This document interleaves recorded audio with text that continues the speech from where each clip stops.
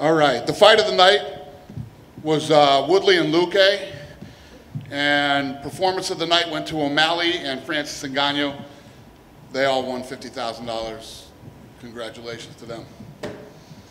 Dana, new heavyweight champion of the world. Pretty impressive stuff from Francis Ngannou. I mean, I think everybody's still soaking it in, but give us your initial reaction to that. Yeah, no, he looked damn good. He looked incredible, man, and obviously you saw a lot of things from him tonight that we hadn't seen from him in the past.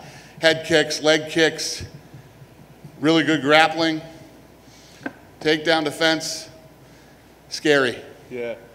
It seemed a mature performance, right? I mean, it's so composed in there. We think of the power that he has, but he has a tendency to kind of rush and get a little wild sometimes. It felt like it was kind of like he's reached a new kind of mature level in his career. Did you feel that way watching him tonight?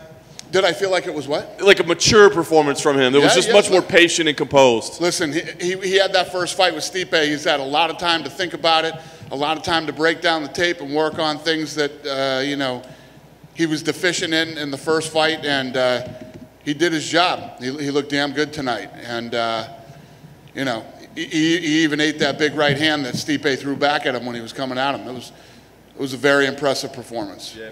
I know in his first rise to the top, he even admitted kind of that he got a little full of himself, you know, and was feeling how he was. So now that he's on top of the world, what do you think? I mean, have you had time to talk to him or get a feel of what you think he's going to be like as a champion? I can't explain to you guys enough about how it's keeping your head together when you either get the title shot or once you get the title. There's a lot of things that go along with being the champion, and it's not as easy as just training and fighting anymore. There's a lot that goes with it. So, you know, yeah, he got a little ahead of himself the first time. Let's see how he handles it this time. So far, so good. Yeah. And I got to ask you what appeals next, right? Because Stipe, we talked about it, greatest of all time. We said if he loses, he'd probably deserve a rematch. But, man, the idea of a Jon Jones fight seems awfully exciting right now. And Jon came out, tweeted, said, "Show me the money." What appeals to you most? Because it seems like that would be an amazing super fight. If I'm Jon Jones and I'm home watching this fight, I start moving to 85. You think that's a fight that you'd like to put together next? I mean, I know we don't matchmake, but that sure does seem exciting. Listen, I could sit here all day and tell you, you know, what "show me the money" mean. I tell you guys this all the time. If you can say you want to fight somebody, you know, but do you really want to? Yeah. We could talk about this fight tonight, but I did want to ask you about a couple other great performances. Vicente Luque and Tyron Woodley, a great fight. I mean, a fight of the night in just one round. Just want to know what you think of both guys, right? Because it seemed like a key moment for Tyron, but that might have been the best we've seen him in forever. What's that question? What did you think about both those guys, Luque and Woodley? Because it was a great fight. Fight of the night. They came to fight. You know, both obviously Luque, you know, a rising star, a kid on the up, and Woodley, who takes a lot of criticism. You know, that kid came to fight tonight, and you know, he went out on his shield tonight, man. He came in to fight. That's what I wanted to ask, because a lot of people said if Woodley lost tonight, maybe that's the end. But he looked good in there, right? I mean, you still want to see Tyron fight again? Listen, how old's Tyron now? 39. 39, that's 4 in a row. Yeah. Last thing I did want to ask you about was Sean O'Malley. Gets a performance of the night, bonus. Could have had one in the first round. So I just want to hear what you thought about the whole performance, right? Like, thought he had a walk-off and then ended up getting a walk-off anyway. What did you think about him as a whole? Yeah, he did it twice tonight. He looked good, you know. Coming back in after the Cheeto Vera fight, came in tonight against a real tough kid, tough, durable, and with serious punching power, and he put on a masterpiece tonight. I mean, he picked him apart, stayed on the outside, and basically did whatever he wanted to do. Hurt him, you know, thought he finished him, and then finished him again in the third round. So you really couldn't put on a better performance than he did tonight. Dana, to your right. I walked in a little bit late, as you were already up there, so if you were asked this, I apologize. But just curious if you can comment on the poise and the patience that Francis showed tonight. Yeah, he was a completely different fighter. Like I said, we saw things from him that we'd never seen before. Head kicks, leg kicks, you know, really good grappling, takedown defense. And he took his time and you know, even ate that big right hand from Stipe. Yeah, he looked perfect tonight. You were upset with the way he approached the last fight, you know, and you made your upset known. Did you have any conversation with him this time heading into the fight where you had the opposite sense that could you tell that he was going to come this way? I didn't. But after the fight, when I was up there, he came up to me and said, "Trust me, I'm a different person," and you know, I said, "I trust you." You know, obviously you have to give a lot of credit to him, but I wonder, you know, do you also have to look at his coaching staff? And I guess Eric Nixick deserves a lot of credit there. I mean, you know, to work with that guy and to change him from this just, you know, crazy attacking, you know, person into somebody who was methodical. Even when he hurt Stipe and knocked him down that first time, he didn't just crazy bull rush him. He went with a game plan. Yeah, no, you're absolutely right. And when you think about his last 4 fights, he's demolished people immediately. And tonight, he worked on different things, leg kicks, head kicks, you know, defended the takedown, spun around, hit Stipe with some shots. You know, he didn't just rely on trying to go out and club him. And my last question, you know, you look in the history, and whenever you have a big heavyweight that can punch, you know, it's always a massive draw, a massive attraction. You know, Tyson maybe being the greatest example of that. Do you think with Francis, you know, he's got that big smile and he has a great backstory that he can become that guy for you if he continues to do what he's been doing? Yeah, I mean, if you look at you know, the first fight with him and Derek Lewis was a weird fight, you know. Derek Lewis just looked great in his last fight. That guy's been taking it serious, losing weight and everything else. I mean, Francis has some tough guys coming up in the heavyweight division, so it'll be interesting to see. Dana, when you see Francis tonight, and you said about the evolution of his game, including the takedown defense, if you're an opponent, how do you beat that guy? Yeah, the guy that we saw fight tonight is scarier than the guy we were afraid of, you know, yesterday. So it totally makes sense as he begins to evolve and get better, and you know, not just physically. The guy's a physical freak, but when, you know, mentally as his game gets better and he does things the way he's supposed to, he's a problem. He's a scary dude. But like I said, Derek Lewis just looked good too, you know. And we finally have some good heavyweights in this division now, so there's some interesting fights for him. Is it also an added bonus that, you know, Francis tends to finish his fights really quickly, so he can be more active than we've seen the heavyweight title picture been for the last few years? Yeah. Well, that's the other thing, is that Francis likes to stay active and Francis likes to fight. At the press conference the other day when we were talking about, you know, he'll call and just say he wants fights. Just give me somebody, I'll fight. So the guy likes to stay busy, he likes to be active, he likes to fight, and he's fun to watch. Do you think there's a chance he continues to get better? Like, he's been with this new team for a little while now. This is the first fight he's had where he's been able to show some growth. Do you think he will continue to get better over the next couple of years? Absolutely. Once you grab onto that belt and you start to defend it a few times, you become a completely different person. So yeah, I think he's only going to get scarier. Outside of this, your old buddy Oscar De La Hoya did a press conference yesterday announcing his return. It was reported that Triller want him to fight a UFC fighter in his return. They didn't specify which one. Is there anyone on the roster you would allow to go box De La Hoya? Maybe Francis. To box De La Hoya? Come on, guys. This shit's getting silly. I mean, you guys know it's silly. You just want to ask me silly fucking questions. That's fair. That's Come on, true. you got 50-year-old fucking guys boxing, and you guys are actually talking about it and covering the press conferences? Come on. Come on, you guys. Last one on that. Did you take the $2 million bet with Snoop? What's that? Did you take the $2 million bet with Snoop Dogg? Did I take it? Yeah. No. First of all, the line is 2-1. The fuck would I bet these guys for even money when the line is 2-1? Fair. More silly questions. Come on. Dana, right behind me. Yeah. Right now, there are odds out for Francis and Jon Jones. Francis is a -137 right now. Do you agree with those odds? If the fight would happen? What is it? -137 in favor of Francis against Jon Jones right now. Francis is -137? Yeah, as of right now. That's interesting. Yeah. That's interesting. Dana over here. I noticed you had quite a few celebrities than usual at the Apex. I'm assuming a lot of people hit you up because they want to be back to see UFC live. How did you pick out, you know, Machine Gun Kelly and them to be here live tonight? How did I pick them out? Yeah, like, because I'm assuming a lot of They people are called hitting me. you up to watch. When you call.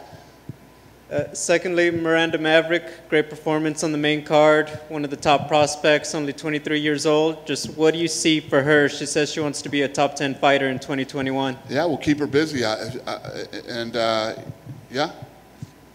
And then my final question, we were going to have the featherweight title fight. We know Alexander Volkanovski, you know, tested positive and everything. Because he lives, you know, around the world, is the plan to try to get him back soon if he comes back healthy quickly, or should we expect that to be pushed back a bit? Yeah, we need him to recover from this thing first. And once he recovers, then we'll figure out, you know, because he's still sick. So once he recovers and we know he's 100% healthy, we'll get him in there as soon as we can. Thank you. Yep. Hey, Dana, back here to your right. Yep. I guess Jon Jones is watching. He tweeted since you've been up there. He said, "Go to 185. I didn't gain all this weight for no reason." Laughing face. I like it.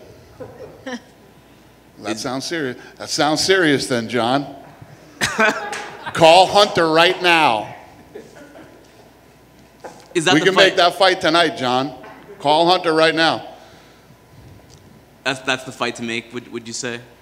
What's that? Jones and Ngannou is the fight to make, right? Well, Derek Lewis is the fight to make. But if Jon Jones really wants that fight, listen, it's one thing to go out and tweet and say you want it and I put on the weight and I did this and that. Do you want the fight? I promise you, we can call Derek Lewis or one of these other heavyweights and they want the fight. If Jon Jones really wants the fight, Jon Jones knows he can get the fight. All he's got to do is call and do it. Like I said, it's easy to say you want the fight, but if you really want the fight, Francis Ngannou is the heavyweight champion of the world right now. All he's got to do is pick up the phone and call Hunter, and we can get the deal done. Hunter, can you let me know if Jon Jones gives you a call? Okay, cool. Last thing, Dana. Now that Stipe's run is, over for now, can you just reflect on what?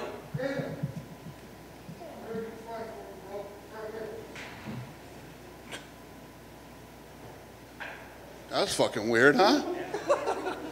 Holy shit. What the hell was that all about? Send him to Oscar. What did he say to me? Send him to He's ready to fight for me? He doesn't look like he's in fighting shape. Poor guy. Anything else? Yeah. I just want to ask you if you could reflect on what Stipe has done over the last few years as the heavyweight champ. Oh, I'm sorry. Say that again. I just want to see if you could reflect on what Stipe Miocic has done over the last few years as heavyweight champ. Yeah, I've had this weird relationship with Stipe, but I love Stipe, man. The guy's as solid as you can get, kept his job as a firefighter, is loved in his hometown, and will go down as the greatest heavyweight ever in UFC history, in the sports history, actually. And, tonight's Francis's first night. I don't know what the future holds for Stipe. Obviously after this fight, he's got to go home and, heal up, spend some time with his family, and then we'll talk about what's next for him. But, I have nothing but the utmost respect for Stipe Miocic and everything he's done in this sport and for this company. Hey, Dana. With the star power of Francis Ngannou and cities opening back up, is there an ideal location you'd have him have his first title defense?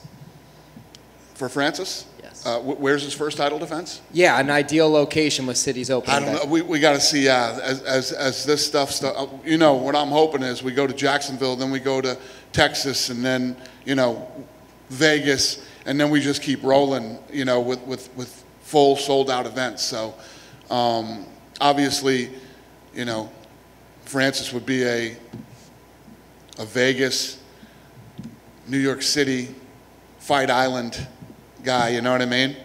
One of those locations. And lastly, with Sean O'Malley getting right back where he left off, I know he had the loss to Cheeto Vera. They've been barbing back and forth in social media. Do you see an opportunity for those two to run it back? Does that fight interest you? Yeah, I don't know. I mean, obviously, you can make that fight anytime. That one's always there. So, yeah, I don't know. I don't know what's next for either one of those guys. Dana, just one question for me. Hi. This is the last pay-per-view scheduled in Las Vegas before you hit the road. Is it conceivable that you could come back for a pay-per-view event at Apex this year? Do we think we'll do a pay-per-view here again? Yeah, I hope this not. year. I hope not. Listen, don't get me wrong. This is amazing. I'm sure it's a lot easier for you guys too. We pull right in the parking lot. We roll in. You know what this is kind of like? Everybody who's getting lazy and used to working at home, where you don't really have to put. You leave your pajama bottoms on, put a nice top on, sit in front of your computer screen and Zoom somebody. It's the easy, lazy way to do things. But this isn't the right thing to do. We should be in sold-out arenas, fans packed, going crazy, and unfortunately we'll all have to start traveling to all these cities again, but that's the right thing to do. This is the easy, lazy thing to do, and it's nice, and it was awesome while it lasted, but hopefully this is over. There are also 2 events on the schedule. Are those events, could they be moved as well? Are you looking to move them? Next 2. There's the 10th that's here, and I believe the 17th. Yeah, so it's funny, great question actually, because we've had this debate that's going on right now at the office with the fight nights. Do we stay here with the fight nights for a while again? You know what? So Monday, I have a meeting on this on Monday, right? This shit should be together on Monday. Call me Monday. I'm giving you this story. Call me Monday. I appreciate that. The guy that came in here, perhaps he should go fight Oscar De La Hoya. You think you could send that? Yeah. He wants to fight. Yeah. Dana, UFC 264 on July 10th, I believe it is. Could that possibly be at the T-Mobile Arena here? I hope so. That's the plan. That's the plan. And could that be Conor versus Poirier on there? I hope so. Okay. We all hope so. Dana, just one. With the world sort of opening back up, is the plan still to create a hotel next door in the property? Is that sort of getting shelved? Yep. I got so much stuff planned. I can't wait to share with you guys, and hopefully in the next month and a half, I'll hold a press conference with you guys and show you everything that we're working on, and I'm excited about it. Appreciate it. Cool. Dana, for that July event, could Justin Gaethje co-main in case he had to step in from one of the guys, Poirier or McGregor?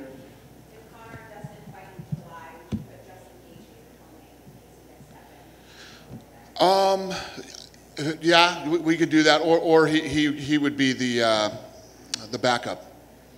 Thank you, sir. Good night tonight. Okay. Thank you, guys. Have a good night.